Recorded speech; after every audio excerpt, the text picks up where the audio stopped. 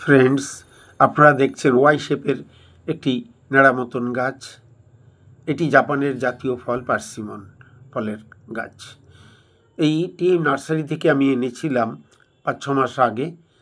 গাছটি প্রথমে টবে লাগিয়েছিলাম। টবে লাগানোর পরে দেখলাম যে অবস্থা সেই অবস্থায় পড়ে থাকছে। পাতাগুলো ক্রমশ কুঁকড়ে কুঁকড়ে গিয়ে তার কেমন পুরনো হয়ে গেল, কোনো রকম নতুন ডালপালা গজাচ্ছে না।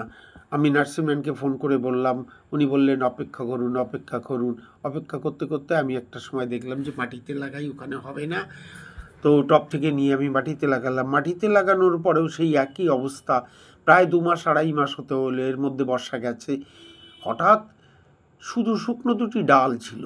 হঠাৎ 4-5 দিন আগে দেখতে পাচ্ছি যে একটি মরা মতন ডালের আগা দিয়ে পাতা দেখা যাচ্ছে, ছোট্ট একটু মতন।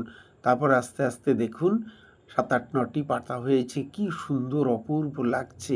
একেই বলে বাগান করা, একেই বলে জীবনের আনন্দ। যদি আমার এই ভিডিওটি ভালো লাগে, মনি গার্ডেনকে একটু লাইক, শেয়ার ও সাবস্ক্রাইব করে এগিয়ে যেতে সহযোগিতা